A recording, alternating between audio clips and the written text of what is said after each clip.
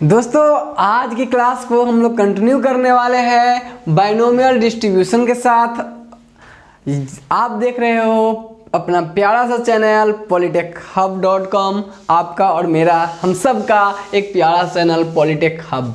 दोस्त आप पिछले लेक्चर की अगर हम बात करें दोस्त, तो पिछले लेक्चर में हम लोग क्या सीखे थे? हम लोग सीखे थे कि जो डिस्ट्रीब्यूशन होता है वो अलग अलग नेचर के कारण हम उसको अलग अलग टाइप में बांट लिए थे, जिसमें से हम बताए थे कि हम लोग को क्या पढ़ना है। हम लोगों को जो पढ़ना था वो हम बताए थे आपको कि हम लोगों को पढ़ना है बाइनोमियल, पॉइसन और नॉर्मल डिस्ट्रीब्यूशन। ये तीन तरह का डिस्ट्रीब्यूशन पढ़ना है, जिसमें से हम आपको बताए थे कि जो हमारा बाइनोमियल है और पॉइसन डिस्ट्रीब्यूशन है वो डिस्क्रीट डेटा के लिए है, और जो आपका नॉर्मल डिस्ट्रीब्यूशन है वो किसके लिए है? कंटिन्यूअस डाटा के लिए है। वो हम लोग कंटिन्यूअस रैंडम वेरिएबल के लिए उस चीज़ हम लोग डिस्कस कर लिए हुए थे। तो आज की बात अगर हम लोग करें तो आज हम लोग बोले थे, पिछले लेक्चर में बोले थे कि हम लोग अगला जो स्टडी करेंगे नेक्स्ट में क्या करेंगे? बाइनोमियल डिस्ट्रीब्यूशन पढ़ेंगे, है ना। हम लोग कभी कभी इसके बर्नौलीज ट्रायल के नाम से भी जानते हैं। तो सबसे पहले आज सीखते हैं कि ये आखिर होता क्या है। अभी आपको डिस्ट्रीब्यूशन का मतलब पता चल गया होगा, है ना। बाइनोमियल का मतलब होता है दो, वो बात हमें पता है। कुछ लफड़ा वैसा ही होने वाला, ये बात हमारे माइंडसेट में बैठ जानी चाहिए। बाइनोमियल मतलब, अच्छा बाइनोमियल थ्योरम सब पढ़े हैं, है ना। बाइनोमियल थ्योरम हम सब पढ़े हैं, है ना, जिसमें दो टर्म्स होते थे, है ना। उसका एक्सपेंशन हम लोग पढ़ते थे, है ना। तो बाइनोमियल डिस्ट्रीब्यूशन अब आप अच्छे से समझ गए होइएगा। आप प्रोबेबिलिटी डिस्ट्रीब्यूशन का मतलब तो और भी अच्छे से समझ गए होइएगा। और उसी में हम लोगों को पढ़ना है कि बाइनोमियल वाला डिस्ट्रीब्यूशन है कि नहीं।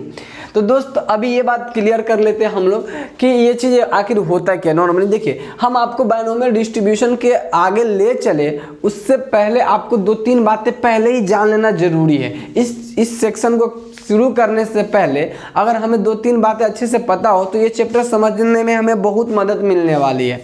सो हम लोग चाहेंगे कि हमें दो तीन बातें अच्छे से क्लियर हो जाए।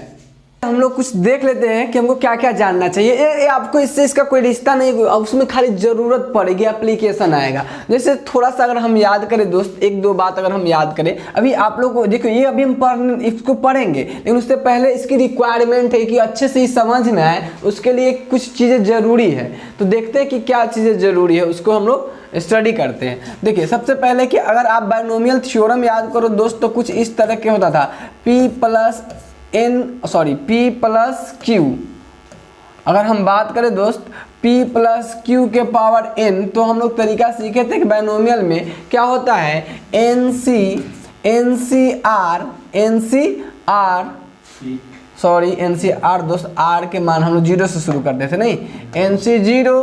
अब जो फर्स्ट टर्म होता था उस पर पावर 0 और इसके पावर इसका और इसका डिफरेंस इस पे रखते थे n-0, यानी n कह सकते हैं। n-0 मतलब n। ओके, ये हम पढ़े हुए थे दोस्त। हम इसको ज़रा, अगर आप इसके बारे में आप लोग सबको कुछ ना कुछ जानकारी जरूर होंगी, तो हम इसको कंटिन्यू करते हैं फटाफट। NC1 P1 Qn-1, NC2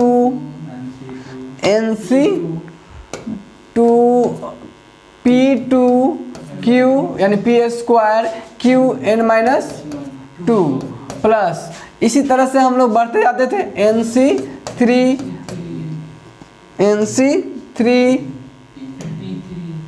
P3 Qn-3 plus dot NC plus NCn, है कि नहीं। अब Pn Q0, n-n क्या हो जाएगा? 0। इसका डिफरेंस रखते थे, Q0 के साथ 1 हो जाएगा, नहीं, तो इसको होगा Q0।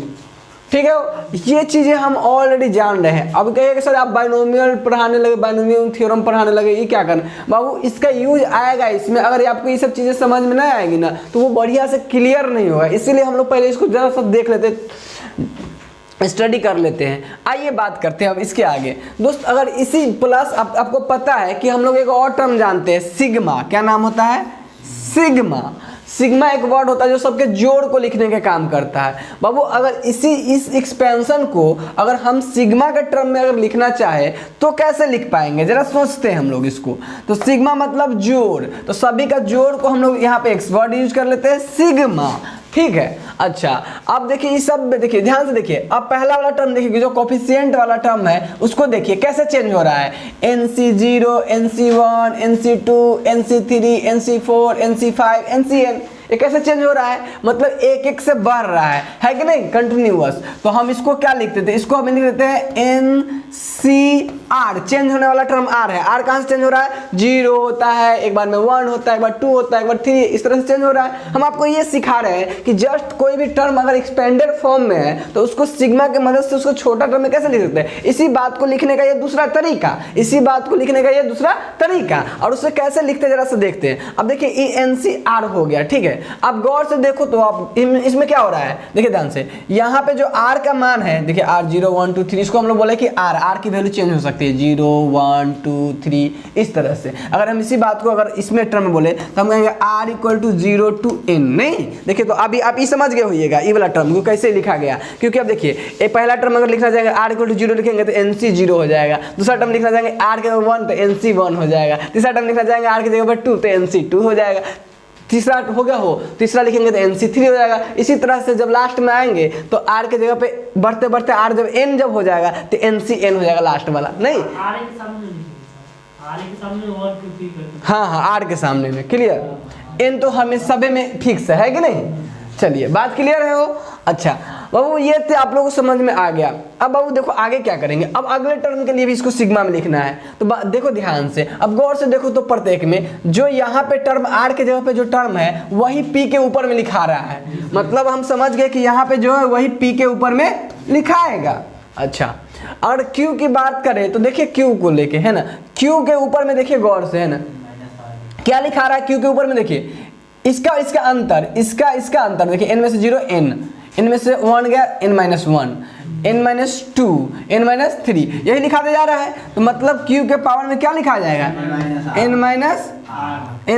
-r। बहुत बढ़िया बहुत बढ़िया। और देखो ये चीजें हमें समझ में आ गई कि उसी बात को अगर सिग्मा में लिखा जाए तो ये इतना होता है। देखिए इतना बड़ा टर्म को हम लोग सिग्मा से छोटा करके लिख लिए, नहीं ये सिग्मा हमारा मतलब काम का जो हमारे जो काम की बजट होती है हमारी कमा देती है, मतलब ये हमें बहुत ज़्यादा बर्डन नहीं देने देता है, आराम से। लेकिन यही चीज़ है कि आपको ये चीज़ समझ में आनी चाहिए कि कैसे हो रहा है, तब आप इसको ऐसे लिखिएगा आराम से। ये बात हमें एक समझ में आनी चाहिए, ये बात हमें समझ में आनी चाहिए अच्छे से।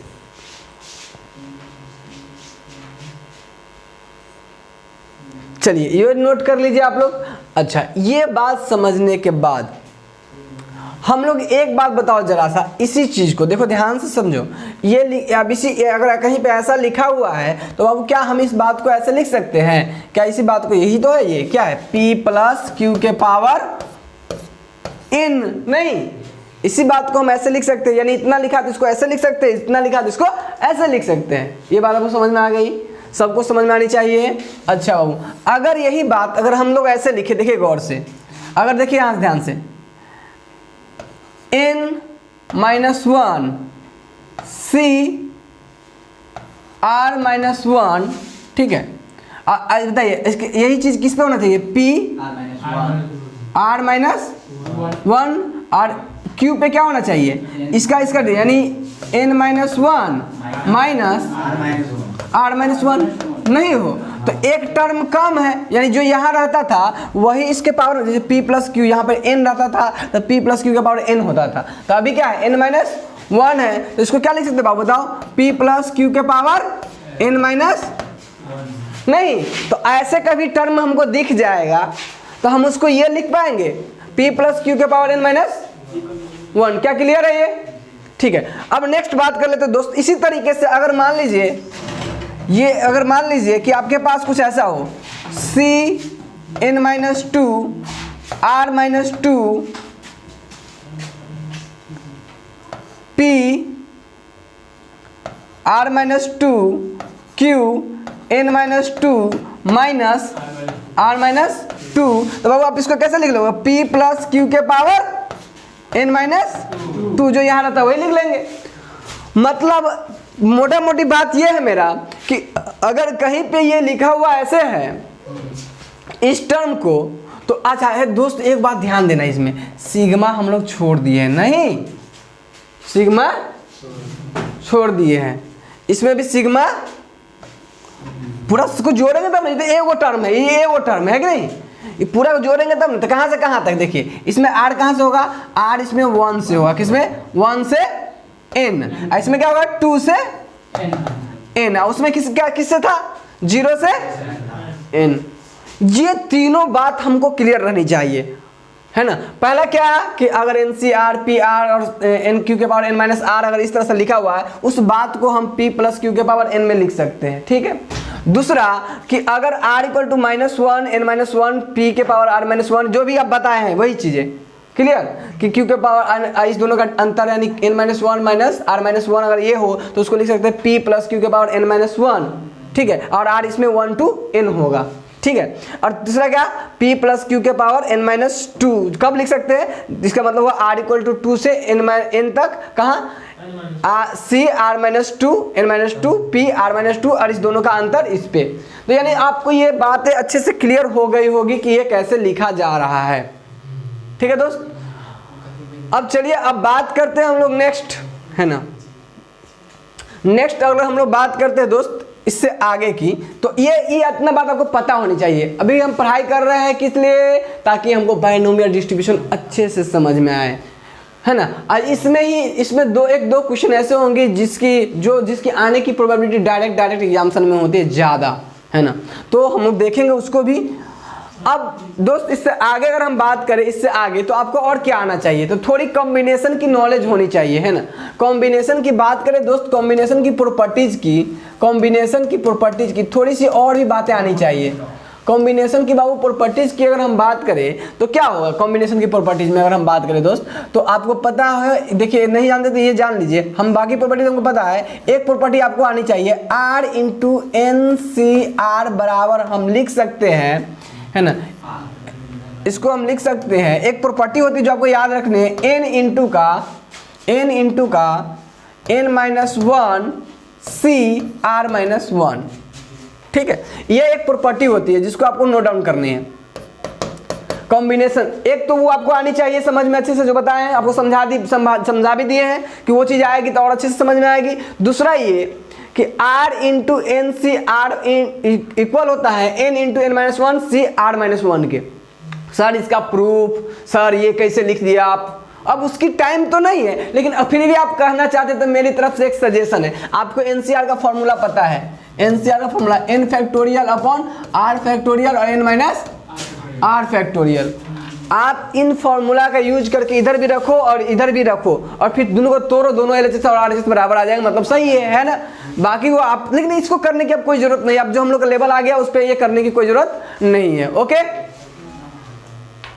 आपको समझ में आया कि प्रूफ भी हो जाएगा, सब चीज ठीक है। अभी आपको याद रख लेंगे, क्योंकि अगर आपको प्रूफ चाहते हैं तो आप कर लीजिएगा, आपको बता दिए जैसे करना है कर लेंगे।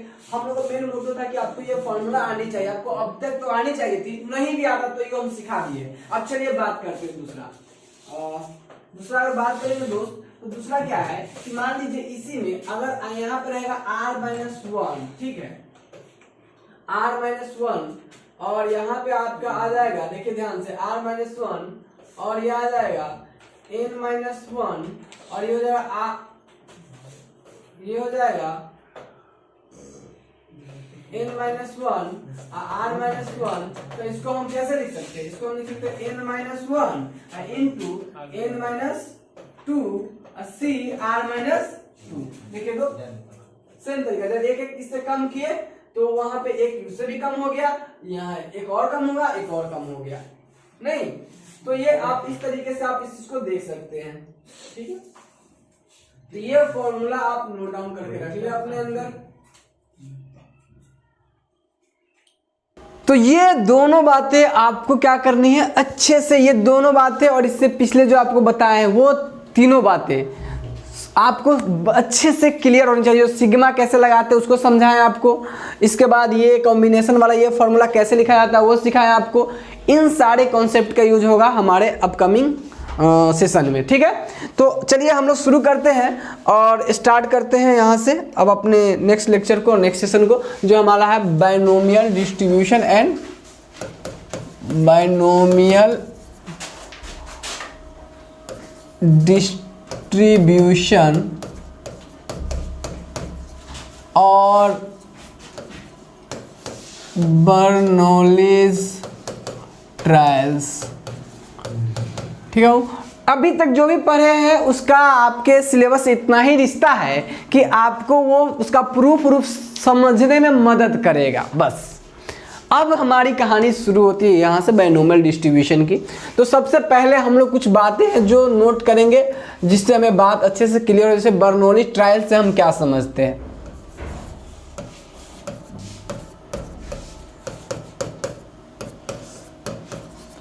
अभी तत्काल सीधे नोट करते हैं सारे आदमी, फिर एक एक करके उसको देखेंगे।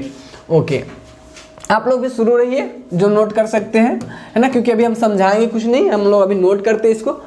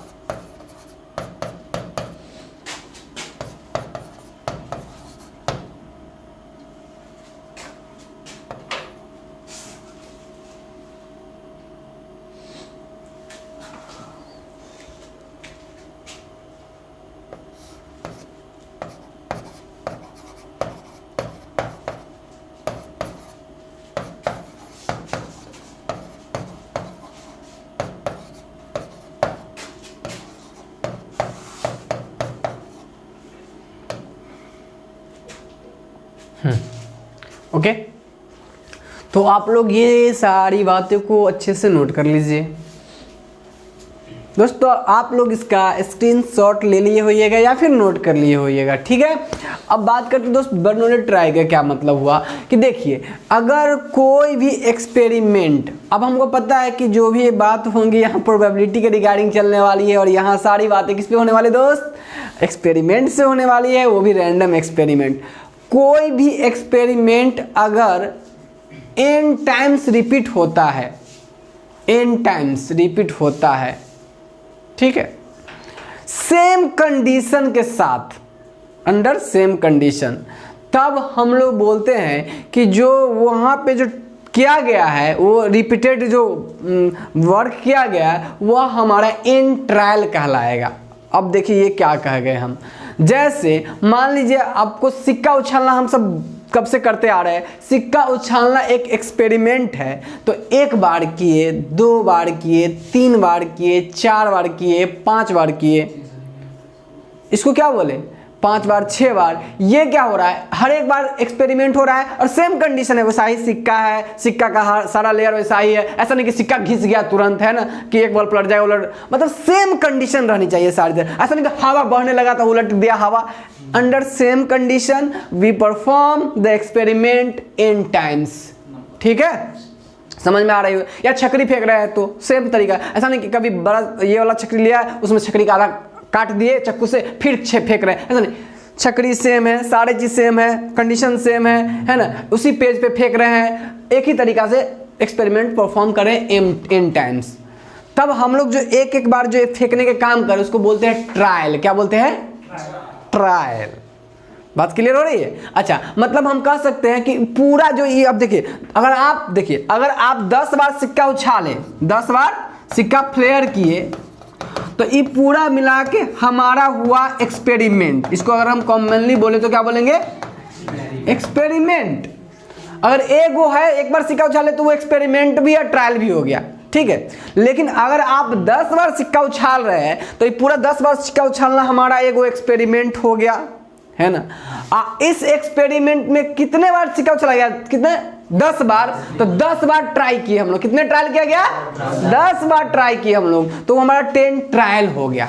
क्या बात क्लियर है। तो मतलब हम ये कह सकते हैं कि trial is the subset of experiment, नहीं मतलब उसका टुकड़ा होता है। अब मान लो एक एक्सपेरिमेंट में आप 10 ट्रायल कर लिए, 20 ट्रायल कर लिए, 50 ट्रायल कर लिए, नहीं, वह क्या बात क्लियर है। सबसेट में तो उसका टुकड़ा और हिस्सा नहीं। तो एक एक्सपेरिमेंट में आप देखो कि 10 ट्रायल, तो आपको ट्रायल का मतलब समझ में आ गया होगा। सो हम बताएं कि सिक्का उछालने से n बार सिक्का उछालेंगे तो हम लोग कहेंगे कि n ट्रायल किए। कितने ट्रायल किए, n ट्रायल किए। अब ध्यान से सुनिए, ये बात आपको क्लियर हो गई होगी कि ट्रायल किसको कहें, एक्सपेरिमेंट क्या हुआ। चलिए, तो हम लोग यहाँ कहे कि if an experiment is repeated n times under same condition, अगर वही एक्सपेरिमेंट बार बार रिपीट हुआ सेम कंडीशन में तो हम उसको n ट्रायल बोलते हैं। क्या बोलते हैं, n ट्रायल। क्लियर।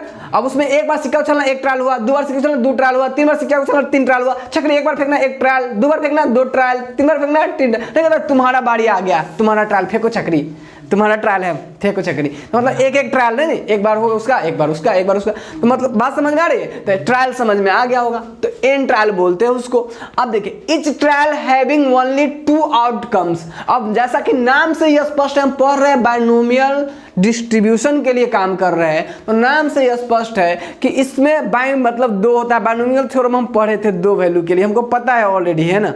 तो हम पता था कि इसमें 2 वाला बात आएगा। हम शुरू वाले स्टार्टिंग लेक्चर में बोले कि 2 वाला बात आएगा। तो इस वाले में ये कहा गया कि जो भी ट्रायल होगा ना, हमारा एक ट्रायल, उस एक ट्रायल की 2 ही आउटकम्स होंगी, एक सक्सेस और एक फेल्यूर। या तो सीधा सा बात है, अगर हम इन जनरल भी बात करें तो कोई भी अगर घटना देखे तो उसमें हम 2 चीजें जरूर लगा सकते हैं, या तो पास होगा या फेल होगा, है ना। पास या तो फेल। नहीं, पास फेल हमारे जीवन की 2 घटना है ना। जिंदा रहेगा ना तो मर जाएगा, है कि नहीं। तो या तो पास हो जाएगा जिंदगी में या फेल हो जाएगा, है ना। लेकिन दोस्त हम लोग सक्सेस करेंगे, है ना, चिंता मत करो, हम लोग करेंगे सक्सेस। अच्छा, बात करते हैं, आइए। बस आप जुड़े रहे polytechhub.com के साथ और हमारे साथ भी, और हम सब मिलकर धमाल मचाएंगे दोस्त। देखो दोस्त, अब बात क्या करते हैं कि हम लोग कहते हैं etch trial having only 2 outcomes, मतलब प्रत्येक ट्रायल के पास कितने हो, केवल 2 और 2 आउटकम्स हो, केवल 2 ही आउटकम्स। एक आउटकम तो हम क्या कहेंगे, या तो वो सक्सेस हो या फेलियर हो। ठीक है, जैसे सिक्का उछालने को अगर हम कहते हैं उसमें से हेड आना हमारा सक्सेस है तो टेल आना हमारा फेल कहला जाएगा, है ना। अगर हम कह रहे हैं कि ये डाइस फेंकते हैं तो ऑड नंबर आना हमारा सक्सेस है, तो इवन अगर नंबर आएगा तो हम कहेंगे हम फेल कर गए, नहीं। तो हम लोग सारे जितने भी होंगे यहाँ, ऐसा नहीं कि खाली सिक्के के केस में वो हेड आया तो सक्सेस, टेल आया तो फेल, ऐसा नहीं। कोई भी वर्क जिसमें अगर एक टर्म हमारा सक्सेस डिफाइन करेगा तो दूसरा फेलुअर डिफाइन करेगा। बात क्लियर हो गया। तो यहाँ इसलिए इस तरह हम दो टर्म में हमेशा हम लोग बात करेंगे, एक सक्सेस के टर्म में, दूसरा किसी घटना का होना हम जो चाह रहे हैं उसको यहाँ अगर हम सक्सेस बोलेंगे तो उस घटना का ना होना यहाँ हमारा फेल्योर कहलाएगा। क्लियर है क्या दोस्त? दूसरी बात आ जाइए, तब ऐसे ट्रायल को हम लोग बोलते हैं बर्नौली ट्रायल। ये जो ट्रायल जब हो रहा है, एक सक्सेस और एक अनसक्सेस, और ध्यान रखना ये कि इसमें नंबर ऑफ ट्रायल हमारा होना चाहिए फाइनाइट। क्या होना चाहिए? नंबर ऑफ ट्रायल क्या होना चाहिए? फाइनाइट। मतलब इसका क्या मतलब हुआ कि अब ऐसा नहीं है कि छकड़ी हम इनफाइनाइट टाइम फेंक लिए तब उसका हम प्रोबेबिलिटी निकालने जा रहे हैं, है ना। और एक बात और भी कि जो छकड़ी जो हम फेंक रहे हैं, जो हम लोग ट्रायल कर रहे हैं, इसमें ट्रायल की संख्या अब ऐसा नहीं क्या, देखिए 25 30 40 बार सिक्का उछाले, 50 बार सिक्का उछाले, तब तक तो मज़ेदार है। लेकिन जब 150 200 300 400 जब संख्या बढ़ती है तब हम लोग वहीं पर ये फेल होता है, और मतलब अब हमारा जो रिजल्ट आउटपुट है, मतलब इससे जब निकालते हैं तो हमारा कम अच्छा नहीं देता है और हम पॉइसन की तरफ शिफ्ट होते हैं। तब आता है पॉइसन डिस्ट्रीब्यूशन, है। मतलब ये फेल होने लगता है जब नंबर ऑफ ट्रायल बढ़ने लगता है, तब बात समझ आ रही? तब हम नया डिस्ट्रीब्यूशन की तरफ शिफ्ट हो जाते हैं कि भाई ये मेथड से इतना बढ़िया काम अब नहीं होने वाला है, चलते हैं दूसरे बुलेट ट्रेन की तरफ। ओके ठीक है दोस्त, अब बात करते हैं नॉर्मल। तो ये आपको ये वहाँ पे जो लिखा हुआ है सारी बात अच्छे से क्लियर हो गया होगा। और एक बात और भी जिसको हम लोग कंडीशन लिखेंगे आगे चल के, बायनोमियल थ्योरम लगाने, बायनोमियल डिस्ट्रीब्यूशन लगाने के लिए पहले कंडीशन क्या क्या होनी चाहिए, कैसे हम समझेंगे कि कब बायनोमियल डिस्ट्रीब्यूशन लगाएंगे, तो उसके लिए कंडीशन हम लोग देखेंगे। तो जिसमें से आपको ये कंडीशन तो आएंगी, साथ में ही हम लोग ये देखेंगे कि हमारा जितने भी ट्रायल होते हैं उसके जो सक्सेस और जो फेलियर की प्रोबेबिलिटी है हर में सेम रहना चाहिए। जैसे आप देखिए, इसका हम क्या कहें कि जितना भी ट्रायल करेंगे उसमें जो सक्सेस और फेलियर की प्रोबेबिलिटी सेम का क्या मतलब है। देखिए, एक सिक्का उछाले तो हेड आया, उसकी प्रोबेबिलिटी हाफ, टेल आया तो उसकी प्रोबेबिलिटी हाफ। मान लीजिए हेड आना सक्सेस है तो टेल आना हाफ हाफ, दोनों का प्रोबेबिलिटी है। अब ऐसा नहीं कि दूसरी बार सिक्का उछाले तो सक्सेस और फेल तो है वही, लेकिन प्रोबेबिलिटी से चेंज है, वही प्रोबेबिलिटी आएगी हाफ हाफ। फिर तीसरा बार उछालेंगे तो क्या होगा? Half half. मतलब तो प्रत्येक ट्रायल में हमारी जो सक्सेस और जो फेलियर है उसकी प्रोबेबिलिटी मतलब फिक्स रहनी चाहिए। क्या क्लियर हो गया? Bernoulli trial. अब दोस्त मामला ये आती है कि हम लोग बायनोमियल डिस्ट्रीब्यूशन के बारे में चलेंगे पहले अभी तो बात करते हैं कि दोस्त इस तरह के टर्म पे गए क्यों, है ना। ऐसा क्यों हम लोग कंडीशन आया, तो स्वाभाविक के पीछे दिक्कत हुआ होगा तब नहीं नया वाला आया। मैथमेटिशियन के मन में नौटंकी थोड़ी चल रहा होगा कि चलो लिखते हैं बायनोमियल और बच्चा परेशान, है ना। ऐसा नहीं, उसको दिक्कत हुआ होगा कॉन्सेप्ट में, जहां उसको करने में समर्थ रहे होंगे तो एक नया कॉन्सेप्ट डेवलप करके लाए होंगे, है कि नहीं। तो अभी हम समझने की कोशिश करते हैं कि इससे पहले की कॉन्सेप्ट में क्या दिक्कत थी, सो हम इस वाले कॉन्सेप्ट पे शिफ्ट हुए, और इसमें क्या दिक्कत रही होंगी जो हम पॉइजन पे शिफ्ट होंगे। क्लियर? वो आगे देखेंगे, तत्काल बढ़ते हैं इससे आगे। तो इतना अभी लिख लीजिए, हम आपको एकदम सीक्वेंस में लिखा देंगे कि आपको लिखने की कोई प्रॉब्लम न रहेंगी। अगर नहीं लिखा रहे हैं जहां, तो अभी जो रफ करेंगे वो आप छोड़ सकते हो, बाकी चीज आप देखो। चलो एक काम करते हैं, एक सिक्का उछालते हैं, ठीक है, और उससे हम समझने की कोशिश करते हैं कि कैसे हम प्रॉब्लम की तरफ बढ़ते हैं। एक सिक्का उछालते हैं और एक सिक्का को 3 बार फेंकते हैं, 3 बार उछालते हैं। 3 ट्रायल्स हमारे हैं। क्वानिस फ्लेयर,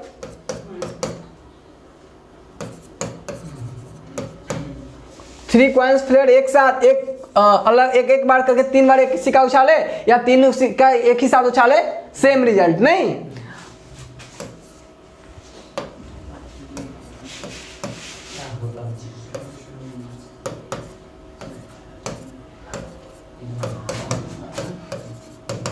ठीक है, 3 सिक्का उछाला गया दोस्त, तो क्या होगा हम सबको पता है, फटाफट नोट करेंगे। 4 बार हेड, 4 बार और 2 बार head.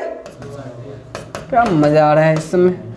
Head head head head, tail tail tail, head tail head tail, head tail head tail. गाना गाना के चक्कर में मत देख लेना, कोई गड़बड़ तो ना लिख दे, देखते रहिएगा, ठीक है। हाँ सही है। अच्छा, अब देखिए बाबू, होता क्या है कि अब अगर आपसे हम पूछे कि भाई एक काम कीजिए कि 2 बार हेड आने की प्रोबेबिलिटी क्या है, 2 बार हेड आने की प्रोबेबिलिटी, तो आप क्या करोगे भाई? 2 बार हेड किसमें? टक टक, बहुत बढ़िया, टक है कि नहीं हो। 3, तो टोटल 3 को 2 बार हेड है, और इसमें कितना है 8, तो 3/8 प्रोबेबिलिटी आ जाएगा 3 बार हेड आने का। 3H 2 बार हेड का नहीं, 2 बार हेड का कितना आ जाएगा 3/8।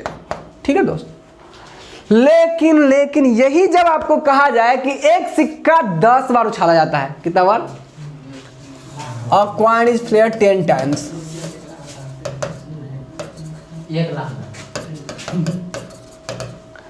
10 times, ठीक है। अब तब आपको कहेगा कि 4 बार या 5 बार लिखने का, 5 बार हेड आने की प्रोबेबिलिटी निकालिए। ठीक है, एक सिक्का को कितना उछाल दिए 10 बार। अब आपको पता है कि जब 2 बार, आपको पता है कि इसका फॉर्मूला, कि सैंपल स्पेस का फॉर्मूला होता है 2 के पावर n, मतलब जय बार सिक्का उछाला जाता है उसके ऊपर में रख दीजिए, उससे आ जाएगा। जैसे 3 बार उछाला गया तो 2 के पावर 3, तो कितना आ जाएगा 8, है ना। तो 8 हमारा सैंपल स्पेस। तो दोस्त अगर सेम टाइम, अगर सेम बात करें कि अगर 10 बार उछाला गया तो 2 के पावर 10 कितना आएगा 1024, है कि नहीं। अब आप ध्यान से सुनिए कि जब आप लिखने जाइएगा इसका सैंपल स्पेस तो 1024 सैंपल स्पेस लिखना है, और उसमें से आपको ढूंढना है कि 4 बार हेड कै गो में है कि नहीं। और 1024 नीचे में या 4 बार हेड ऊपर में, यही लफड़ा होगा। तो वो तो वही बात हो गया जैसे बाइनोमियल डिस्ट्रीब्यूशन में, बाइनोमियल थ्योरम में होता था, है कि नहीं, कि अगर x प्लस वाई के होल स्क्वायर दे दीजिए तो ठीक है, बहुत मजा आ रहा है कि नहीं। x प्लस वाई के पावर अगर 50 दे दिए तो बस सब चीज याद आ गया, है कि नहीं। बस समझ आ रही, ये डिफिकल्टी समझ में आ रही, एकदम सेम डिफिकल्टीज दिख रहे होगा आपको उसी तरीके का। नहीं कि अगर 3 बार सिक्का है तो बहुत बढ़िया से हमको सैंपल स्पेस भी दिख रहा है, सब चीज दिख रहा है, तो यहाँ प्रोबेबिलिटी टकाटक है ना, कोई दिक्कत नहीं। देख लिए 3 बार है, चलो ठीक है। जब 10 बार जब हम इसको उछाल दिए तब उसमें तो हमको सैंपल स्पेस लिखने में आया। यही बात सोच लो कि डाइस के लिए अगर कर दिया जाए, तब डाइस में तो 6 के पावर में चलता है कि नहीं। डाइस में कितने पावर चलता है, एक 6 के पावर में चलता है। एक बार उछालेंगे तो 6, 2 बार उछालेंगे तो 36, 3 बार उछालेंगे तो 216। अब इसके पावर बढ़ाते जाओ। अगर इसको 10 बार उछाल दिए, 10 बार डाइस को थ्रो कर दिए, उछाल दिए थ्रो कर दिए, तो उसमें इतना सैंपल स्पेस हो जाएगा। और 36 को लिखने में तो हम कई बार कंफ्यूज होते हैं। तो इतना जब हो जाएगा तब उसमें से हमको पूछा जाए कि वहाँ से प्रोबेबिलिटी निकालने के लिए तो क्या होगा। बात समझ में आ रही है। तो ये जो दर्द हम लोग को होना शुरू हुआ, ठीक है। हो तो एक बात देखिए, तो अब हम लोग को ये बात समझ में आ गया है क्या कि दर्द क्या हो रहा है ना। अब आपको फील आ रहा होगा कि जरूरी फार्मूला का एक जरूर है, हमको नया फार्मूला का अब फील आ रहा होगा, है कि नहीं। अब महसूस हो रहा है कि इसकी क्या नीड हो रही है कि नहीं। अब जरूरत हमें फील आ गया, तो अब चलते इसी चीज की भरपाई करने के लिए। अब देखिए आपको कम से कम पता है 10 बार सिक्का उछाला जा रहा है तो head head head head head head head head head 2 2 4 2 6 2 8 head head, एगो ऐसा होगा, एगो इतना बड़का होगा, है कि नहीं। इसमें से मान लीजिए head head head head head head head head तेल हेड, है कि नहीं। अब दूसरा ऐसा होगा, मान लीजिए इसमें से कोई तेल हुआ, फिर वो चेंज होगा, फिर चेंज होगा, ऐसा 224 बनेगा। हम एक में कंफ्यूज है तो 224 की तो बात देख लीजिए, है कि नहीं। तब उसमें से कहेगा कि 4 बार हेड आए, उसकी प्रोबेबिलिटी निकालिए, तब उसमें तो लफड़ा। आप 4 हुआ, उसमें आपको लिखा रहता, तब गिनती करने में आपको बहुत देर टाइम लग जाता कि 4 बार हेड कै गो में है। तब 4/224, 4/224, 4/224 कैसे, 4 बार हेड गिनती में जय गो में आता उतना बट्टा, है कि नहीं।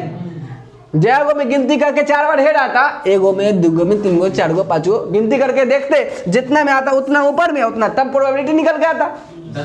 लेकिन इसको लिखना ही सबसे बड़ा महारत का काम है कि नहीं दोस्तों। हम लोग जब बढ़ते हैं इसी प्रॉब्लम को सॉर्ट आउट करने के लिए, हम लोग एक कॉन्सेप्ट पढ़ते हैं कि बाइनोमियल के बेसिस पे प्रोबेबिलिटी निकालने का तरीका। देखिए प्रोबेबिलिटी और प्रोबेबिलिटी डिस्ट्रीब्यूशन में अंतर है। आपको पता है कि पहले प्रोबेबिलिटी अगर हमको पता रहता है तो उसके रिगार्डिंग हम प्रोबेबिलिटी डिस्ट्रीब्यूशन वाला काम करते हैं। तो हम लोग पहले बाइनोमियल का प्रोबेबिलिटी निकालने का, सक्सेस और फेलियर वाला प्रोबेबिलिटी निकालने वाला मामला सीखते हैं, है ना। और उसके बाद हम लोग चलेंगे उसका प्रोबेबिलिटी डिस्ट्रीब्यूशन पर। बात समझिए कि प्रोबेबिलिटी और प्रोबेबिलिटी डिस्ट्रीब्यूशन में क्या होता था कि जब रैंडम वेरिएबल और उसके रिस्पेक्टिव प्रोबेबिलिटी को लिखते थे तो वो कहलाता था प्रोबेबिलिटी डिस्ट्रीब्यूशन। और बाइनोमियलों में होगा तो क्या होगा कि पहले आपको पहले उसका रैंडम वेरिएबल और उसका प्रोबेबिलिटी लिखेगा, तब वो जो डिस्ट्रीब्यूशन होगा और बाइनोमियल वाला का होगा तब जाकर क्या कहलाएगा, बाइनोमियल डिस्ट्रीब्यूशन कहलाएगा। तो अभी हम लोग चलते हैं बाइनोमियल प्रोबेबिलिटी फाइंड करने का तरीका देखते हैं, है ना। तो अभी आपको सिखाते हैं कि बाइनोमियल प्रोबेबिलिटी कैसे फाइंड करते हैं। अब इसकी प्रूफ नहीं देखेंगे क्योंकि हमको पढ़ना क्या चाहिए, बाइनोमियल डिस्ट्रीब्यूशन, बाइनोमियल प्रोबेबिलिटी नहीं, क्योंकि बाइनोमियल प्रोबेबिलिटी का यूज होगा वहां पे किसमें, बाइनोमियल डिस्ट्रीब्यूशन में। बात समझिए। तो हम लोग चलते हैं concept of binomial probability. Okay दोस्त, बाइनोमियल प्रोबेबिलिटी, ठीक है। हो तो यहाँ पे बाइनोमियल देखिए थोड़ा सा लफड़ा है, बाइनोमियल के स्पेलिंग इसको सुधार लीजिएगा, बाइनोमियल। ओके, अब देखिए, ठीक है। हाँ, प्रोबेबिलिटियों में लफड़ा है, वाली सब लफड़ा है ना हो। चलिए क्या करोगे, जिंदगी लफड़ा है कि नहीं, झेलना पड़ेगा। अच्छा, इसी बात को अगर हम दूसरे तरीका से बोले तो binomial theorem on probability concept या बाइनोमियल थ्योरम, इसी बात को अगर दूसरे तरीका से बोले तो बाइनोमियल थ्योरम ऑन प्रोबेबिलिटी दोस्त। डिस्ट्रीब्यूशन तब आएगा जब प्रोबेबिलिटी बाइनोमियल थ्योरम पर सीख लेंगे तब, है ना, क्योंकि उसी प्रोबेबिलिटी का जब हम लोग रैंडम वेरिएबल के साथ लिख देंगे तो वही क्या कहलाएगा, बाइनोमियल डिस्ट्रीब्यूशन कहलाएगा। क्लियर। चलिए अब सीखते हैं। लेट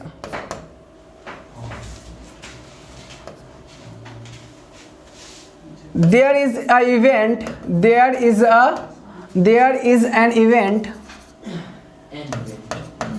event E, ठीक है। अब आपको ये लिख लेना है, उसके बाद हम लोग लिखेंगे कुछ टर्म असाइन करेंगे, जैसे कि P क्या है, probability of success of event, है कि नहीं। P is the probability of success of event E।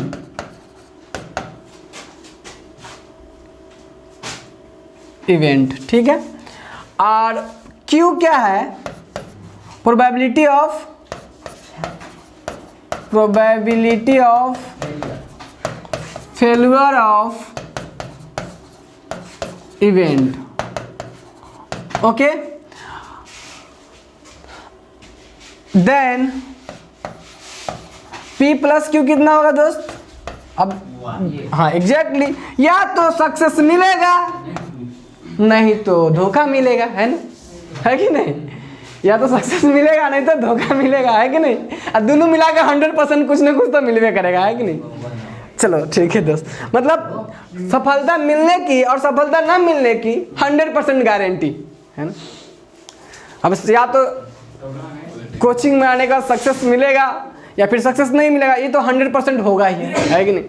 तो हम लोग कहें कि सक्सेस मिलने की और ना मिलने की दोनों की सम कितना होगा, 100%। ओके, यानी 1। और एक बात और भी कह सकते हैं दोस्त कि P बराबर 1 माइनस Q, ये बात भी हम लोग जानते हैं। ओके, ठीक है। अब हम मान लेते हैं, लेट इन एन ट्रायल्स, या यहाँ एक चीज लेट तो क्या बार लेट मानेंगे हो, इन एन ट्रायल्स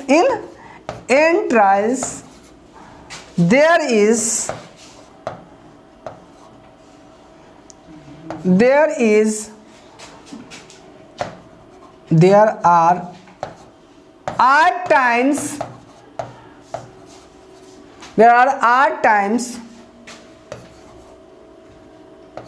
success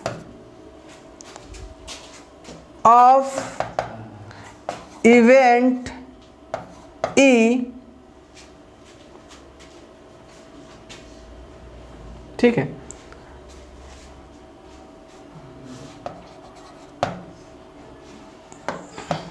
क्या लिखे? In n trials there are r times of success of event E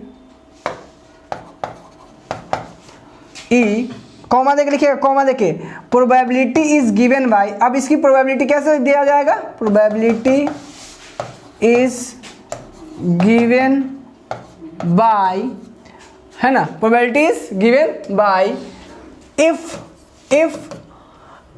x बराबर मान लीजिए क्या? नंबर ऑफ सक्सेस, x बराबर नंबर ऑफ सक्सेस। यही तो क्या होता था? Random variable. तो इस केस में हम लोग कहेंगे कि प्रोबेबिलिटी ऑफ x बराबर r, यानी r टाइम सक्सेस, ये बराबर होता है अकॉर्डिंग टू बाइनोमियल डिस्ट्रीब्यूशन, बस बाइनोमियल प्रोबेबिलिटी के अनुसार से ये आपका होता है NCR P to the power R Q to the power N minus R। ये फॉर्मूला था R टाइम सक्सेस के। अब आपका कहना होगा सर काका सब बोल गए, कुछ पता नहीं चला, हवा नहीं लगा। भाई कुछ नहीं लगा तब पर भी ठीक है, और कुछ लगा तब पर भी ठीक है, लेकिन हम पूरा हवा लगवाएंगे, चिंता मत करो दोस्त। क्लियर? आप देखते हैं, चलिए सीखते हैं इस चीज़ को। पहले बैक चलते हैं और आते हैं शुरू से। मान लीजिए, देखिए ये क्या कहता है कि मान लीजिए कोई इवेंट है, अभी बर्नौली ट्रायल हम सीखे, अब उसी के लिए हम लगा पाएंगे क्या चीज़? जो बाइनोमियल जो प्रोबेबिलिटी डिस्ट्रीब्यूशन है हम उसी के लिए लगा पाएंगे। तो समझिए बात को। वो क्या कहा था कि भाई कोई भी इवेंट यहाँ पे जो ट्रायल होगा उसमें दो ही चीज़ें होंगी, क्या? एक सक्सेस और एक फेल्यूर। तो हमने कहा क्या हम लोग कि यहाँ पे कि देखिए P प्रोबेबिलिटी है किसका? सक्सेस का, और Q क्या है? फेल्यूर है। क्लियर? अब देखिए P प्लस Q कितना होगा? 1, हम सबको पता है ऑलरेडी। अब देखिए क्या कहे कि अगर हम n बार ट्राई करेंगे तो उसमें से 5 बार सक्सेस मिलना, 4 बार सक्सेस मिलना, 3 बार सक्सेस मिलना, उसको बोला R टाइम्स सक्सेस मिलना। क्या मिला? R times. समझ में आ रहा बात? तो हम कहें कि n ट्रायल में से R टाइम्स सक्सेस मिले, उसकी क्या प्रोबेबिलिटी है? तो R आपका वैल्यू, आपका R का वैल्यू क्या हो सकता है? 2, 0, 1। आप चाहिएगा तो एक हमको एक ही बार हेड मिले, आप चाहिए तो 2 बार हेड मिले, या फिर 3 बार हेड मिले, 4 बार हेड मिले, 0 बार हेड मिले। ऐसी आपकी सक्सेस हो सकती है कि नहीं? आप चाहिएगा कि हमको 0 बार हेड मिले, मतलब वो आपकी सक्सेस हो गई। आप चाहिएगा कि 1 बार हेड मिले, मान लीजिए सिक्का उछाले हम और उसमें 5 बार उछाले या 10 बार उछाले, आपका मन हुआ कि हमको 1 बार हेड मिले, 2 बार हेड मिले, 3 बार हेड मिले। आपकी कुछ भी वैल्यू हो सकती है। तो R की वैल्यू कुछ भी हो सकती है। तो 1, 2, 3, तो याद कीजिए रैंडम वेरिएबल वही तो हमारा होता था। x की वैल्यू मान देते थे और उसी के हिसाब से x की वैल्यू आती थी। तो हम लोग कहें कि भाई x बराबर r की वैल्यू 1 होगा तो x की वैल्यू 1 होगा, r की वैल्यू 2 होगा तो x की वैल्यू 2 होगा। नहीं, तो हम लोग कहें कि देखिए तब हमको पूछा जा रहा है कि उसकी क्या प्रोबेबिलिटी है कि 3 बार सक्सेस मिल जाए, 4 बार सक्सेस मिल जाए, यानी r की वैल्यू 4, 5। तो हम कहें r टाइम्स सक्सेस मिल जाए अगर स्टैंडर्ड लैंग्वेज में बात करें तब। नहीं, n ट्रायल में कितने बार सक्सेस? R टाइम सक्सेस मिलने की जो प्रोबेबिलिटी होता है वो हमारे बाइनोमियल प्रोबेबिलिटी के अनुसार से दिया जाता है। कैसे? x equal to number of success अगर हम वेरिएबल मान दे तो हम इसी को बोले तो P बराबर x बराबर r, यानी r टाइम्स सक्सेस। r की वैल्यू 0, 1, 2, 3 हो सकता है। तो वो जो दिया जाता है इसके अनुसार से NCR, ये आपको निकालना आता है NCR की वैल्यू n फैक्टोरियल बटा r factorial minus r factorial. अच्छा, P के पावर r, P क्या है? Probability of success. Q क्या है? Probability of failure. नहीं, अच्छा क्या यह बात क्लियर है? सब समझ में आ गया?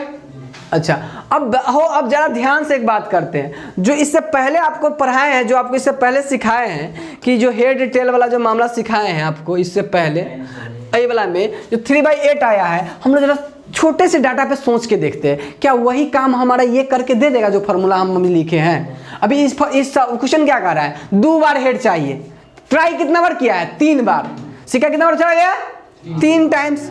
तो उसमें से उसको कितना बार चाहिए? हेड चाहिए 2 बार। तो हमारा 2 बार हेड आना सक्सेस है कि नहीं? तो हम कहेंगे कि हमारे इस फॉर्मूला के अनुसार से जरा सोचते हैं कि हमको इस फॉर्मूला में क्या चाहिए? n चाहिए। n क्या है? Number of trial. n क्या है? Number of trial. अच्छा, उस क्वेश्चन के अनुसार से नंबर ऑफ ट्रायल कितना है? कितना बार सिक्का चला गया है? 3। नहीं, अच्छा, और हमको कितना बार सक्सेस चाहिए? r कितना है? 2। कितना बार हेड चाहिए? 2, जो कि हम लोग उस सवाल में निकाले थे। तो 2 बार है, तो आर का मान कितना हो गया? 2 हो गया। अच्छा, एक बार सिक्का उछालते हैं तो सक्सेस आने की प्रोबेबिलिटी कितना होता है? पी का मान कितना होगा? 1/2 नहीं, क्यू का मान कितना होगा? 1/2। क्यों? फेलियर का भी चांस उतना ही है, हाफ हाफ। कोई जरूरी नहीं कि फेलियर सक्सेस का चांस हाफ हाफ ही हो, अलग अलग केस में अलग अलग होगा, लेकिन हमारे सिक्का के केस में हाफ हाफ है। क्लियर दोस्तों? उससे चलते इस फॉर्मूला से वही वैल्यू निकालने की कोशिश करते हैं जो हम करके देखे थे। आइए देखते हैं ट्राई करके क्या होगा। एन का मान कितना होगा बाबू? 3c2। अब पी का मान कितना है? 1/2 के पावर। आर का मान कितना है दोस्त? 2 बार हेड चाहिए, माने सक्सेस 2 बार चाहिए, और ये कितना है? 1/2 के पावर कितना हो जाएगा बाबू? 1 नहीं। अच्छा, कैलकुलेट करते हैं, यानी ये प्रोबेबिलिटी ऑफ 2 बार हेड का है। प्रोबेबिलिटी ऑफ कितना बार हेड का है? 2 बार हेड का है। ये प्रोबेबिलिटी किसका है? 2 बार हेड आने की, यही ना है। हम लोग वही काम को नॉर्मल तरीका से, उसी काम को इस फॉर्मूला के तरीका से करके देखते हैं। आइए क्या आएगा? 3 का मान कितना है बाबू? देखो 3 का फैक्टोरियल बटा 2 का फैक्टोरियल, हाँ 6 आएगा ना। ये 3 - 2 यानी 1 का फैक्टोरियल, यानी ये 6 आता है। कितना आता है? 6। आप लोग कैलकुलेट करना था तो कितना होगा? 6 इंटू का 1/4 इंटू का 1/2। ये आप देखिए गौर से, इसको कट कीजिए तो कितना आएगा? 3। सॉरी दोस्त, ये लफड़ा हो जाता है यहाँ पे। ये कितना आएगा हो? हाँ देखिए 3 इंटू का 2 का फैक्टोरियल बटा 2 का फैक्टोरियल इंटू 1 का फैक्टोरियल, ये कट जाएगा। कितना है? 3। तो बाबू ये 6 नहीं आएगा, ये 2 आ जाएगा, सॉरी ये 3 आएगा। ये हो जाएगा बाबू 3 इंटू 1/4 इंटू 1/2। बाबू कितना आएगा? 3/8, यानी 2 बार हेड आने की प्रोबेबिलिटी कितना है? 3/8। अब गौर से आप देखो पीछे हम लोग इसमें तो हम लोग को दिखाई दे रहा था स्पष्ट कितना आया था 2 बार हेड आने की प्रोबेबिलिटी? 3/8।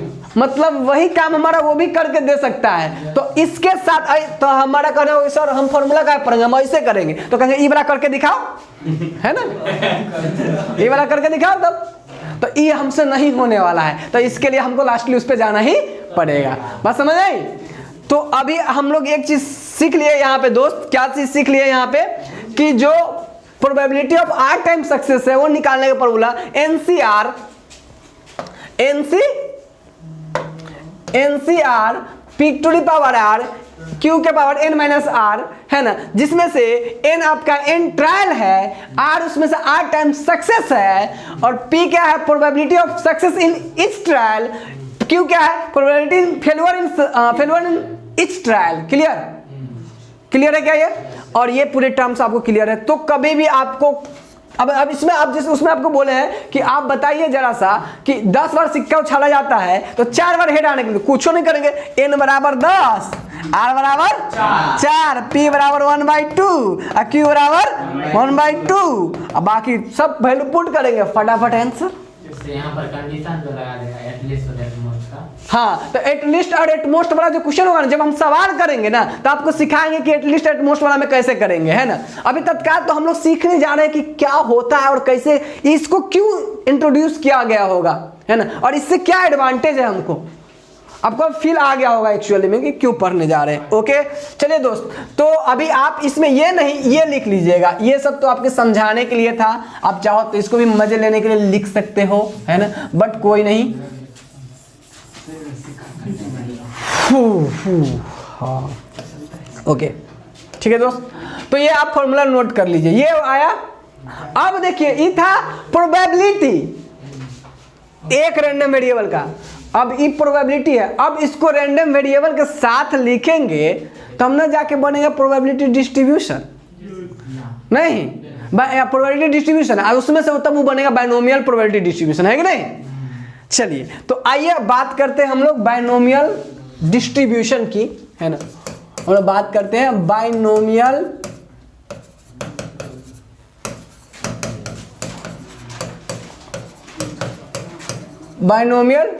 डिस्ट्रीब्यूशन की।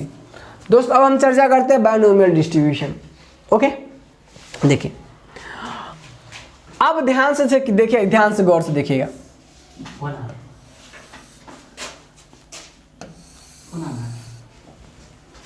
अब चलिए हो एक काम करते हैं, जो आर टाइम्स जो सक्सेस है हम उसके लिए एक टेबल बनाते हैं, ठीक है। अच्छा ध्यान से देखिएगा, एक टेबल बनाते हैं हम लोग, एक टेबल। जरा देखिए इसको और इसको देखिए, बाकी सारा चीज वही है। इवेंट है, आर जो हमारा आर टाइम सक्सेस है, एन नंबर ऑफ ट्रायल है, पी प्रोबेबिलिटी ऑफ सक्सेस है, क्यू है प्रोबेबिलिटी ऑफ फेल्यूर है इस ट्रायल का। क्या बात क्लियर है सारा? चलिए अब बात करते हैं कि जो हमारी वैल्यू होंगी, एक तो हम ये बना लेते हैं, एक बना लेते हैं हम लोग आर, ठीक है, और आर ही हमारा यह एक्स की तरह काम करेगा, यानी एक्स बराबर आर है ना, एक्स बराबर क्या है आर। नहीं, अब जो आर की वैल्यू होगा मतलब आर टाइम सक्सेस की, वही हमारा वो वैल्यू होगी। चलिए अब इसके बाद बात कर लेते हैं, ये हम कर लेते हैं पी आर की वैल्यू, नहीं ना हो, ये क्लियर है। अच्छा, अब पी आर बराबर हम फॉर्मूला हम जानते हैं, एक्स बराबर आर की फॉर्मूला जो है वो क्या होता है, n C r p r q n minus r, यही होता है। देखिए इसका डिफरेंस जो होता है इसके ऊपर लिखते हैं, नहीं। अच्छा चलिए अब हम ऐसा मान के चलते हैं, ऐसा वो पूछेगा कि 0 टाइम सक्सेस के लिए प्रोबेबिलिटी लिखिए, नहीं, आर का मान कितना 0, तो बाबू आर का मान 0, तो इसके फॉर्मूला के हिसाब से बताओ कि एन सी 0 होगा, ये एन सी 0 कितना होता है 1, नहीं, आर का मान 0 है तो ये भी है नहीं, इसमें से आर 0 होगा तो क्यू के पावर है, क्या बचेगा क्यू के पावर, नहीं, हम डिस्ट्रीब्यूशन लिख रहे हैं, एक जनरल डिस्ट्रीब्यूशन प्रोबेबिलिटी का, जनरल किसका, बायनोमियल का, बायनोमियल का जनरल डिस्ट्रीब्यूशन पूरा एकदम लिख रहे हैं, ऐसा नहीं कि एक वैल्यू के लिए। अच्छा, आर का मान 1 होगा तब क्या होगा, हो कुछ नहीं, ये हो जाएगा एन सी 1, नहीं पी 1 क्यू एन माइनस, ठीक है। अच्छा, जब एन आर 2 होगा तब क्या होगा, हो एन सी 2 पी 2 क्यू 2, बहुत बढ़िया। हो जब 3 होगा तब क्या होगा, हो n C 3 p 3 q n minus 3, clear है हो। अच्छा, इसी तरह से बढ़ते जाएगा, हो नहीं, अब आर का मान ये हो सकता है कि हो क्या हो सकता है, अब ज़्यादा तो यही नहीं कह सकते हैं कि अगर 5 बार सिक्का उछाला गया तो हमें हर बार सक्सेस चाहिए, यही तो मैक्सिमम हो सकता है, नहीं, तो आर का मान ज़्यादा हो सकता है तो क्या होगा, हो एन हो सकता है, नहीं, अब एन से ज़्यादा तो होगा नहीं क्योंकि एन ने ट्रायल किया जा रहा है। तो आप मान लो कि आप सिक्का उछाले, है ना, 10 बार, आपको उसमें 10 बार सबसे ज़्यादा 10 बार हेड होता है, उससे ज़्यादा हेड नहीं होगा। 3 बार सिक्का जब आप उछाले होइएगा तो उसमें 3 हेड के अलावा चौथा हेड नहीं आया होगा। तो आप समझिए कि आप ज़्यादा से ज़्यादा कर सकते हैं 4 बार हेड, 3 बार हेड आने की प्रोबेबिलिटी, 3 बार उछालते हैं तो मैक्सिमम कहाँ तक पहुँच सकते हैं, एन के बराबर। और एन ट्रायल आप करते हैं, एन बार सिक्का उछालते हैं तो एन हेड आने की प्रोबेबिलिटी आप सक्सेस के पूछ सकते हैं, है कि नहीं। तो आर का मान आप ज़्यादा से ज़्यादा कहाँ पहुँच सकता है, एन तक। तो क्या हो जाएगा बाबू बताओ, यहाँ से एन सी एन हो जाएगा, और एन सी एन का मान भी कितना होता है 1, ये भी हो जाएगा 1, और आर के बदले क्या हो जाएगा एन, देखिए यहाँ पे ये हो जाएगा एन सी एन, अब पी एन क्यू 0, तो ये भी 1, ये भी 1, क्या हो जाएगा पी एन, क्या बचेगा पी के पावर एन, नहीं हो। अब इस डिस्ट्रीब्यूशन को हम लोग बोलते हैं बाइनोमियल डिस्ट्रीब्यूशन। क्या क्लियर हुआ, समझ में आया अच्छे से? ये this is known as binomial distribution, इसी को क्या बोलते हैं,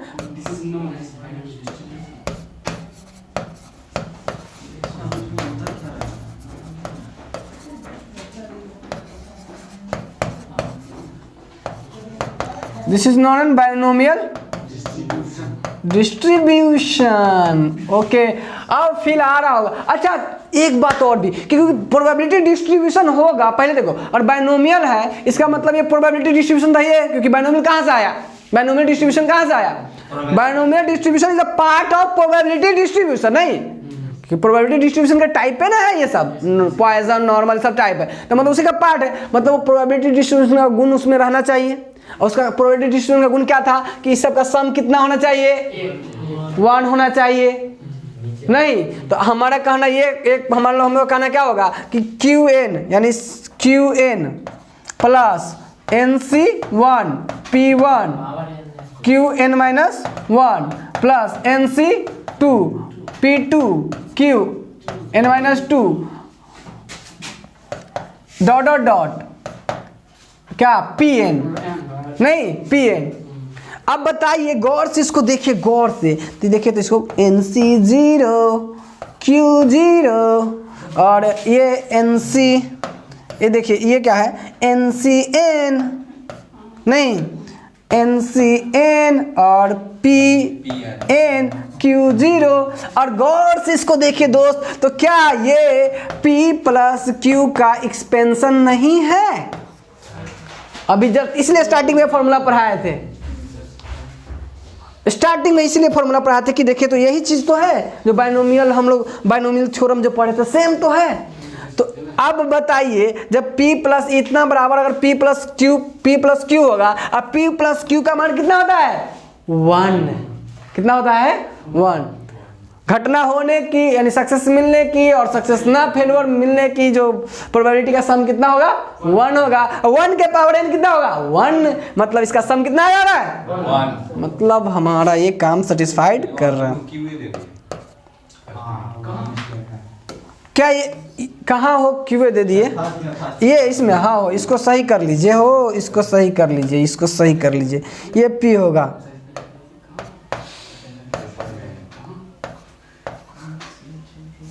ओके ठीक है। अब आप इसी डिस्ट्रीब्यूशन को हम लोग बोलते हैं बाइनोमियल डिस्ट्रीब्यूशन। हो अब बात आती है कि तो आपको तो ये समझ में आ गया होगा, फॉर्मूला भी पता चल गया होगा, बहुत ही आसान, बहुत ही आसान। अब इससे आसान तो कुछ हो ही नहीं सकता, बहुत ही आसान। दोस्त अब सुनो सुनो ध्यान से, मीन निकालने का तरीका क्या होता था याद करो। मीन किसको कहते थे? इसको गुना कर दीजिए और सबको जोड़ दीजिए, वही तो मीन आ रहा था। याद कीजिए मीन निकालते थे ना, याद कीजिए प्रोबेबिलिटी डिस्ट्रीब्यूशन जब कर लेते थे तो मीन कैसे निकालते थे? सबको गुना कर देते थे और दोस्त सबको पैचअप करा देते थे, है कि नहीं? तो जब जोड़ देते थे सबको तो हमको मिलता था मीन। तो इसका मतलब इस सबको गुना कर दे और जोड़ दे तो इसको ये होगा मीन ऑफ बाइनोमियल डिस्ट्रीब्यूशन, नहीं होगा mean of binomial distribution. Clear हो गया? अच्छा इसी में वेरिएंस निकालने का तरीका क्या था? एक्स आई माइनस म्यू इंटू का पी आई करके जब हम निकाल देते तो क्या मिलता था? वेरिएंस मिलता था। तो आपको यहाँ आपके एग्जामिनेशन के लिए मोस्ट वीवीआई मतलब कहोगे तो आंख मूंद के गेस कर देने वाला बात कि इस सब क्वेश्चन में से आने की चांसेस डायरेक्ट रहती है। मतलब हमसे पूछोगे सर मैथ में कुछ गेस कर दीजिए जहाँ से डायरेक्ट क्वेश्चन आने की चांसेस होती है, मतलब उसको हम याद कर ले और हमको उसको लिख दे जाके, तो यही क्वेश्चन सब होती है। आपको कहेगा derive the formula of mean for binomial distribution, और फिर कहेगा derive the formula of variance for binomial distribution, या कहेगा derive the formula of standard deviation. तो पहले मीन वाला कर वेरिएंस निकाल लेंगे और रूट लगा देंगे।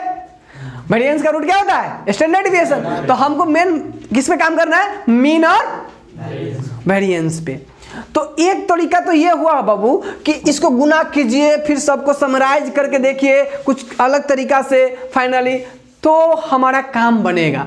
लेकिन हम लोग क्या करेंगे? सिग्मा वाला कॉन्सेप्ट यूज करेंगे छोटा सा, लेकिन उसमें आपको थोड़ी सी जो आपको पहले समझाया है उस सब का यूज आएगा, इसलिए हम पहले आपको समझा रखे हैं। ठीक है, तो देखिए अब आपको यहां तक इसी को बोलते हैं बाइनोमियल डिस्ट्रीब्यूशन। ओके अब चलिए, क्योंकि डिस्ट्रीब्यूशन में एक प्रोबेबिलिटी तो होगा नहीं, तो इससे पहले जो हम सीखे थे क्या सीखे हैं बाबू? इससे पहले ये प्रोबेबिलिटी, एक घटना की प्रोबेबिलिटी, आर 2 आने का, 3 आने का, उसी तरह से बहुत सारे प्रोबेबिलिटी को जब हम टेबुलेट करके लिखते हैं तब ना वो प्रोबेबिलिटी का डिस्ट्रीब्यूशन होगा, है ना? तो ये तब ये जाके बनता है बाइनोमियल डिस्ट्रीब्यूशन। बाइनोमियल क्यों? क्योंकि हमसे बाइनोमियल प्रोबेबिलिटी कॉन्सेप्ट का यूज किया यहाँ पे, नहीं इसलिए इसका नाम बाइनोमियल डिस्ट्रीब्यूशन। क्या बात क्लियर? Concept clear? अच्छा अब चलिए बात करते हैं, अब मीन और वेरिएंस वाला मामला भी आपको क्लियर हो गया होगा, है कि नहीं? तो बात करते हैं, हेडिंग लगाइएगा और इसके हेडिंग के आगे लगाइएगा मोस्ट वीवीआई, है ना? ये सब डायरेक्ट, अब यहाँ प्रूफ है, खाली डेरिवेशन है ना? Mean and variance for mean and variance for mean and variance for binomial distribution, binomial distribution.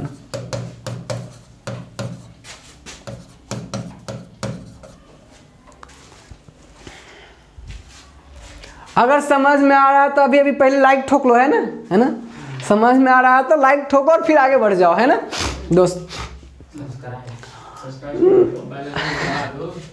ठीक है दोस्त, तो बात करते हैं यहाँ। देखिए बहुत मोस्ट वीवीआई आपके examination point of view, civil और मैकेनिकल वालों, है ना, गौर फरमा लो, है ना, इस कॉन्सेप्ट पे। ये बहुत ही कॉन्सेप्ट है, और ऐसे बच्चे जिन्होंने मैथ इधर का पूरा त्याग किया हुआ मैथ का, तो भाई ये वाला तो एकदम चिट्टा फाड़ के ले जाओ, लेकिन लेके ही जाना, है ना। आ गया तो एकदम 6 नंबर और 4 नंबर धैल रहेगा, है ना, क्योंकि डेरिवेशन है, क्या है, प्रूफ। ओके, चलिए बात करते हैं मीन की, है ना। हम लोग पहले आपसे पूछे मीन फॉर बाइनोमियल डिस्ट्रीब्यूशन।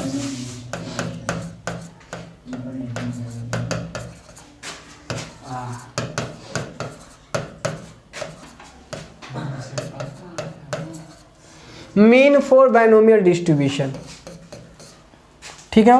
ये आता है कितना, ये मीन जो आता है यानी म्यू की जो वैल्यू आता है बाइनोमियल डिस्ट्रीब्यूशन के लिए, ये आता है एनपी। एनपी क्या आता है? अब इसको प्रूफ करना है हमको। एनपी, एनपी होता क्या है? एन होता है नंबर ऑफ ट्रायल, और पी होता है प्रोबेबिलिटी ऑफ सक्सेस। तो प्रोबेबिलिटी ऑफ सक्सेस और नंबर ऑफ ट्रायल को गुना कर दो खाली, तो उसका मीन निकला। देखो कितना आसान formula. N number of trial, कई बार आप सिक्का उछाले, अब प्रोबेबिलिटी ऑफ सक्सेस कितना, 1 1/2 दोनों गुना कर दो, मीन निकल गया। मतलब अब इतना आसान फॉर्मूला है, तो ये इतना आसान बन के आया कैसे, उसी को डेरिवेशन हम लोग को देखना है। यानी आप कह सकते हैं derivation of mean for binomial distribution, या आपको कहेगा deduce the formula for mean for the binomial distribution, कुछ ऐसे दे देगा, है ना, या कहेगा drive the formula of mean for the binomial distribution.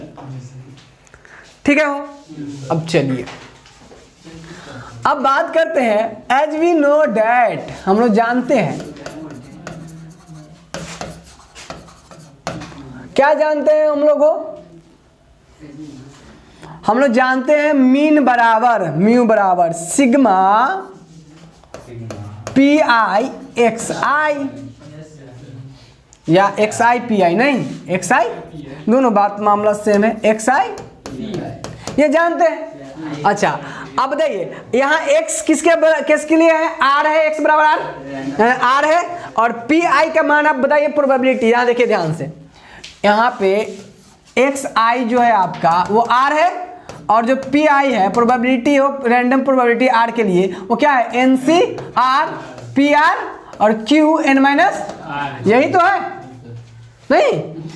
तो अब पुट कर दीजिए दोनों को, तो ये हो जाएगा म्यू बराबर, यहाँ से हो जाएगा सिग्मा, ठीक है, आर हाँ इंटू का n C r p r q to the power n minus. हंसते खेलते पढ़ लो यार, कुछ खास नहीं है इस सब में, कुछ भी खास नहीं। R equal to 0 to n, r equal to 0 to n, जो हम लोग को जोड़ना था, जिसके लिए कहाँ से कहाँ जोड़ना था? 0 से लेके एन तक जोड़ना था, यही नहीं करना था? पिछले वाले टेबल में देख लीजिए कहाँ से कहाँ तक जोड़ना है, r equal to 0 to n तक, r equal to 0 to n तक जोड़ना है। क्लियर? चलिए आ जाइए दोस्त, याद करो अभी इससे पहले जस्ट आपको बताए थे कि r इंटू का एन सी आर को लिखा जा सकता है, मतलब हमको लाना क्या है? एनपी लाना है, हम लोग को लाना क्या है? एनपी लाना है, क्योंकि एनपी हमारा मीन होता है बाइनोमियल डिस्ट्रीब्यूशन के लिए। ठीक, आर बताए थे क्या बाबू? एन माइनस 1 सॉरी ये बताए थे आपको, एन इंटू का n minus 1 C r minus 1। अब बोले थे इसका प्रूफ आप खुद करके देखना, बोले थे ना ये बात। देखिए तो जब ये बात बोले थे तो आपको याद रखना था ये वाला बात। अब देखिए इसका यूज कर लेंगे, कैसे यूज करेंगे? इतना को देखिए गौर से, ये वाला चीज, इतना के बदले इतना नहीं लिख सकते क्या? चलिए म्यू सिग्मा, ठीक है।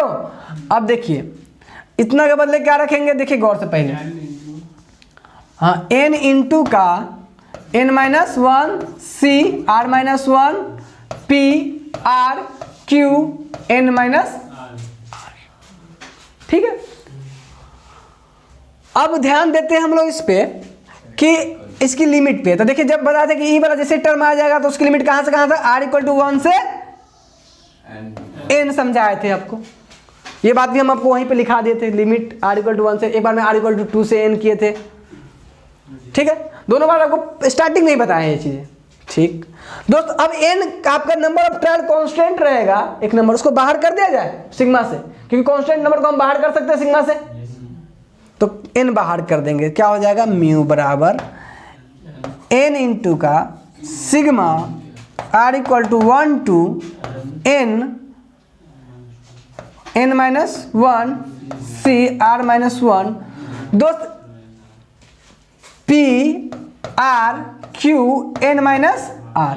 दोस्त मामला समझो, अगर ये चीजें ध्यान से देखिएगा गौर से, इस वाले टर्म को देखो गौर से, अगर ये चीजें इसमें p r माइनस 1 अगर हो जाता, देखिए अगर आपको याद होगा तो हम बताए थे p plus Q n minus 1 बराबर आपको बताए थे, क्या बताए थे आपको, n minus 1 C r minus 1 p r minus 1 into Q, हाँ r minus sorry n minus 1 into minus r minus 1, ये बताए थे, ये जस्ट ये बताए थे बातें कि p n माइनस 1 बराबर, इसलिए स्टार्टिंग में ये फॉर्मूला भी लिखा दिए थे, स्टार्टिंग में ये फॉर्मूला भी लिखा दिए थे, ये फॉर्मूला लिखा दिए थे, n माइनस 2 r माइनस 2 वाला फॉर्मूला भी लिखा दिए थे, सारा बातें स्टार्टिंग में समझा दिए थे आपको कि ऐसे लिखा जा सकता है। तो देखिए तो गौर से n माइनस हम अपने देखें, अरे अपना ई वाला टर्म को देखें हम अपने, तो हम लोग कहें कि अरे n तो बाहर आ गया है, हमको चाहिए p, सोचो सोचो बात को, जाना कहाँ है एकदम टारगेट पर,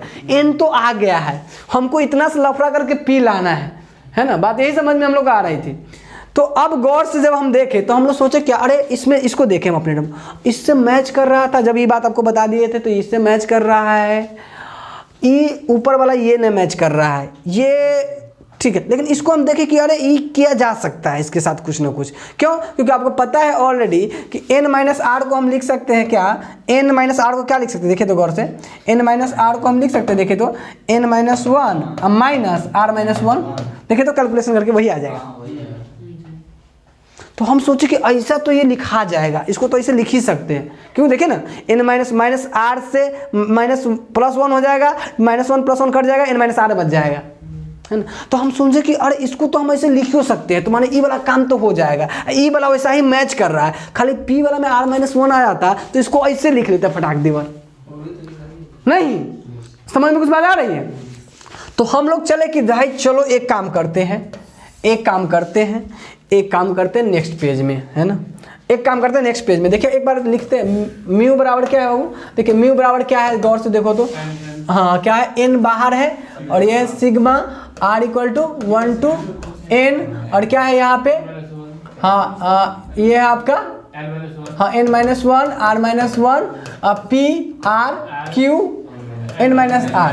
बाबू एक काम किए हम लोग यहाँ से कि n, अब एक काम किए हमको p से डिवाइड और p से गुना कर दिए, इसको क्या किया, ताकि हम ऊपर में माइनस 1 आ जाए, नहीं p से गुना और p से डिवाइड, आप चाहो तो कॉमन भी ले सकते हो, काम करने का सेम तरीका होता है। आप देखो ये r बराबर 1 और कहाँ से कहाँ, n से, तो ये कहाँ देखो, ध्यान से देखो n minus 1 C r minus 1 डाल दिए, अब p से गुना और p से डिवाइड करेंगे, तो बाबू देखो p से डिवाइड करेंगे तो p के पावर ऊपर माइनस 1 घट जाएगा, यानी इसको लिख सकते हैं p r माइनस 1 और q n माइनस r, इसको लिखिए लेते हैं, इसको भी लिखिए लेते हैं, इसको क्या लिख सकते हैं, देखो हाँ इसको भी लिख सकते हैं n minus 1 minus r minus 1, क्योंकि n माइनस r ही हो जाएगा फाइनली, ठीक है। आप चाहो तो बगल में लिख सकते हो ये चीज बातें, ठीक है, क्या लिख सकते हो बगल में, चूंकि q n minus r is equal to q n minus n minus 1 minus r minus 1, या बगल में नोट डाउन कर सकते हो, बाकी आपको समझा दिए हैं हम, ठीक है। तो अब एक काम करो, p भी कांस्टेंट होगा, क्योंकि एक सक्सेस की प्रोबेबिलिटी तो फिक्स रहेगी, अनसक्सेस की प्रोबेबिलिटी भी फिक्स रहेगी, तो p को भी बाहर फेंक दो, किससे, इससे, तो म्यू बराबर क्या हो जाएगा, np 1 n और ये हो जाएगा n minus one C r minus one और ये हो जाएगा p to the power r minus one q to the power n minus r minus one नहीं n माइनस वन। ओके ठीक है, चलो अब बताओ, अभी जस्ट ये वाला फॉर्मूला किसका था, p प्लस क्यू के पावर n माइनस वन। ये वाला फॉर्मूला किसका था, देखो तो p प्लस क्यू के पावर n माइनस वन का है ना। नहीं, बहुत बढ़िया एकदम। म्यू बराबर ये हो जाएगा NP, इसको लिख सकते हैं p प्लस क्यू के पावर n माइनस वन। अब बगल में लिख देंगे चूंकि क्योंकि समझा दीजिएगा, चूंकि p के प्लस क्यू के पावर n माइनस वन बराबर क्या होता है, ये चीज़ें n minus one C r minus one p के power r minus one q के power n minus one n minus r minus one. ठीक है, ये चीज़ें ना हो इतना वो होता है वन म्यू बराबर एन पी इंटू का वन, कहेंगे चूंकि p प्लस क्यू बराबर वन। इसीलिए म्यू बराबर यानी जो आपका मीन है वो बराबर हो जाएगा एन पी, हेंस डेराइव्ड नहीं, फॉर्मूला ड्राइव्ड हो गया ये मीन के लिए। और म्यू क्या है, मीन ही मत भूलना कि म्यू ही क्या है ना, म्यू क्या है, here mu is mean, here mu क्या है मीन। ऑब्जेक्टिव में बराबर पूछेगा कि बाइनोमियल डिस्ट्रीब्यूशन के लिए मीन का क्या फॉर्मूला होता है, तो क्या होता है म्यू। क्लियर, चलिए नोट डाउन कर लीजिए, इसको अच्छे से नोट डाउन कर लीजिए, हम बैक कर देते हैं, आप अच्छे से नोट डाउन कर लीजिए इस फॉर्मूला को, ये सारे चीजों को। ये डेरिवेशन आपको एग्जाम्सन में करने हैं, बराबर पूछे जाते हैं एग्जाम्सन में, और ये सब फिक्स चीजें हैं जो आपके एग्जाम्सन में एकदम आएगा। तो इतना कॉन्फिडेंस से याद कर लो इसको ना, 2-4 बार प्रैक्टिस भी कर लो दोस्त, तो आए ना तो बच के रह जाए। बहुत 2 मिनट में लिखा जाए पूरा का पूरा, 5 मिनट नहीं लगना चाहिए है ना, 2 मिनट, 1 से 1.5 मिनट 2 मिनट अच्छे से भी लिखना है ना, ऐसा नहीं घर देना कि आ रहा है तो घर दे, नंबर नहीं आएगा अच्छे से है ना। तो इसको नोट डाउन कर लीजिए आप लोग अच्छे से।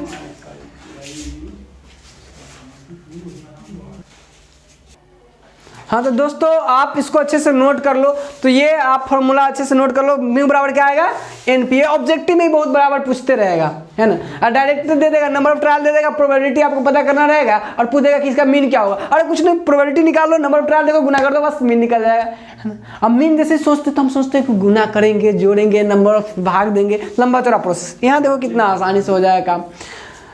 तो आप अच्छे से इसका स्क्रीनशॉट ले लीजिए और नोट डाउन कर लीजिए, कॉपी में अच्छे से नोट बना लीजिए सारी बातों का, और अपेक्षा करते हैं कि आपको एक पूरी कॉन्सेप्ट अच्छे से समझ में आ गया होगा। अब हम लोग को एक डेरिवेशन और करना है वेरिएंस के लिए, और उस पर कुछ प्रॉब्लम्स हम लोग को करने हैं, और हम लोग का बाइनोमियल डिस्ट्रीब्यूशन खत्म हो जाएगा।